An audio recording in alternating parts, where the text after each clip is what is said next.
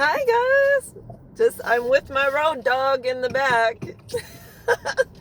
Behind me is Bolt. I have also a lunatic in the car. So these are my guard dogs and they take care of me. So anyways, I want to talk about GoFundMes and donations and all that stuff that has to do with surrounding that type of environment or that type of situation. So anyways, I want to talk about years ago. Those of us back from the 70s remember the Jerry Lewis Telethon. And the Jerry Lewis Telethon, Jerry Lewis had a telethon for MDA, Muscular Dystrophy Association, and he would hold a telethon and people would donate and et cetera, et cetera. Well, us kids, my sisters and I, and kids in the neighborhood would take coffee cans and cut a hole in the plastic top and walk and put a Jerry Lewis MDA or whatever on it, and we'd walk house to house and we'd gather donations from all the neighbors, and then we'd donate all the money. And it wasn't just through the church, but whatever the case. But anyways,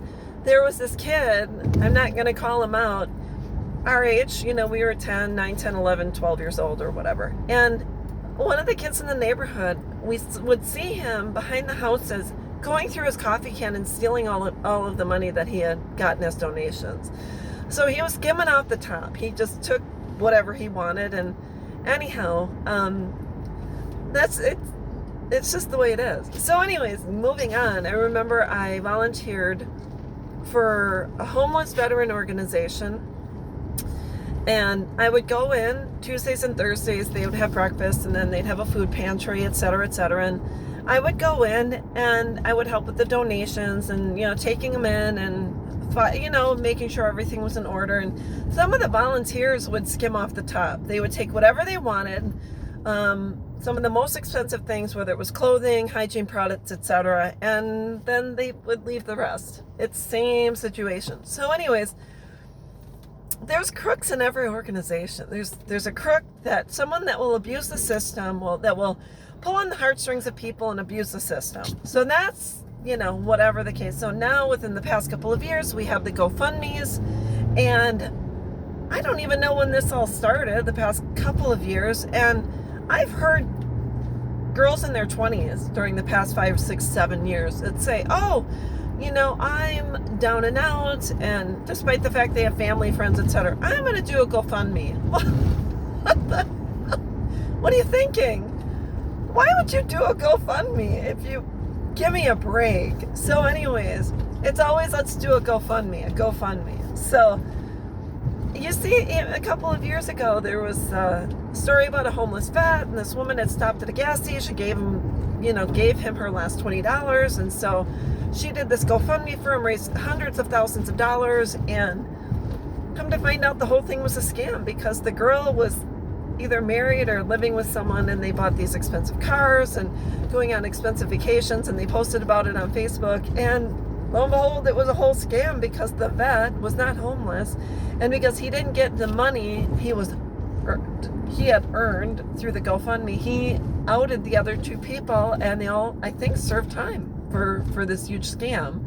See, other people have scammed through GoFundMe saying their kids are sick or have cancer and whatever the case may be. So that's just the way it is. People will abuse you, pull on your heartstrings. You have now, you have these scammers from different countries that go and target weak and lonely people, and will say, I love you, and this and that. And then these women have gone, Dr. Phil, and they have been scammed out of hundreds of thousands of dollars by these scammers. I'm not just saying Nigerian, but scammers, along with the catfish, whatever. It's always someone that preys on the weak. It's just the way it is. And now you have not only all of that, you have these Facebook groups where it's a Facebook group where people recycle things. So I'll say, well, I have pots and pans. If someone needs pots and pans, I'll leave them out, and porch pickup, it's all free, and it's a free group in Facebook. And so you have these people going in these groups now, and it's mainly women, not as much men. I'm a single mom, and I have 3 kids, and I've been out of work because of COVID, and we were recently evicted from our apartment, and this and this and that. And so you'll see all these people go on there and say, well, I'll donate, I'll drop it off where, they'll they'll also say, well, I'm not mobile, or I can't travel with my kids, or my kid is sick, or whatever. And so a lot of people in the group, heartstrings, will say, well, I'll donate to you. I can bring you food. I can bring you, whatever the case. And then they'll put a link to their account where you can pay them through Facebook or PayPal or whatever. I can't even. And it's a pyramid scheme. It's the one layer of bricks after another. So this one is single mom with 2 kids, or this one just lost her job, and then now this one has 3 kids, this one has 3 kids, 4 kids, but no AC. The air went out. Do you have fans? Do you have ACs? My stove went out, and now you have a woman that's a grandma, has 5 kids, taking in another 2 kids, 2 family members that passed from COVID, and now she has bed bugs. Now, come on now. This is all heartstrings. This is all, I'm not saying the stories aren't legit, but the issue with the GoFundMes, the Facebook free groups, the sob stories, is there's no checks and balances. When you need money and you're going to apply for state aid, what you do is you go in and you have to have documentation regarding birth certificates, where do you live, what your rent is, a letter from the landlord, etc. So there's checks and balances. But when it comes to PayPal, Facebook free groups, there's no checks and balances. And we all know what happens when there's no checks and balances. There is abuse of the system. There is scams. There are people that's how they make money. The same way certain people stand outside with a sign that says, we'll work for food, but all they do is they get free handouts, and that's all there is to it. So that's all I wanted to talk about.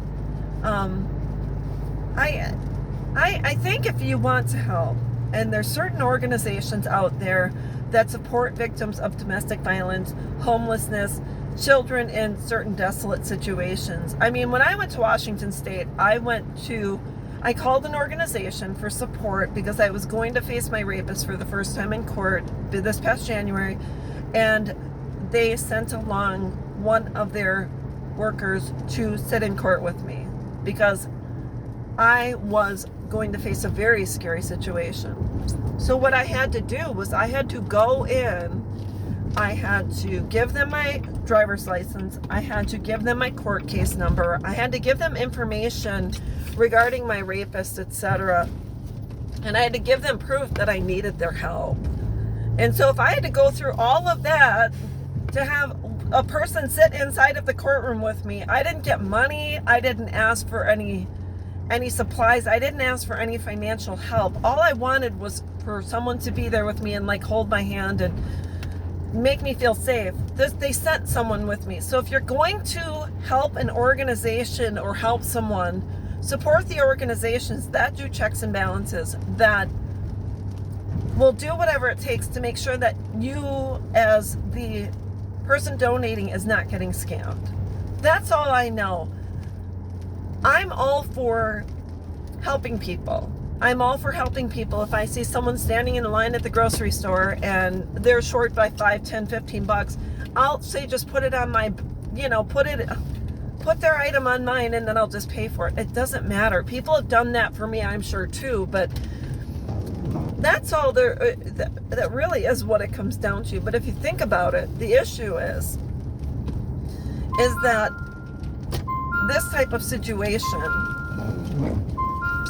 sorry about that, this type of situation comes with the truth that not only is it like a pyramid scheme, sorry, I had to put the buckle in because it's saying my dog isn't buckled up. So anyways, but the situation being is that I believe we should start at home, help those who live with us first, and family members that are in need, and then work our way outwards to help organizations that are true and legit.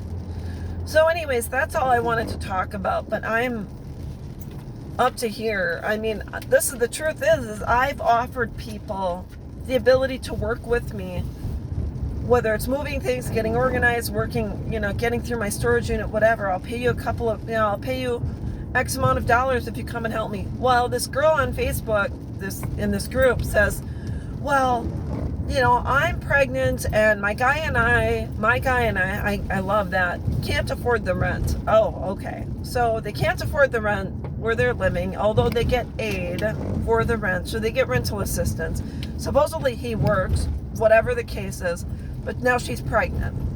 Okay, so I said, well, if he comes to help me, I'll pay him X amount of dollars per hour to help me, and then it'll give you enough money for what you need for your baby and food and stuff. Well, she'll say, well, he doesn't have a car. Well, I'm on a bus line. Well, he doesn't have money for the bus. Well, but. There is no buts about it. If you're starving and someone offers to you the opportunity to come and work for money, chances are you'll come and work for money. So that's all I wanted to talk about. I am not doing the GoFundMes and such anymore. I'm not going to do it. I've heard enough. I don't know if it's this generation. I have no idea, but it has been for centuries that if you wanted money, you had to go work. And you can do it legally or illegally, but if you think about it, anyone that has a GoFundMe or gets donations isn't paying taxes on it. So, and they don't have to claim it. They don't have to say, oh, Laura gave me $100 towards, towards food or whatever. Nobody's claiming any money. So anyways, that's all I wanted to talk about. I hope this helps. I hope everyone's having a great day, but that's all I've got. So I'll talk with you soon. Bye-bye.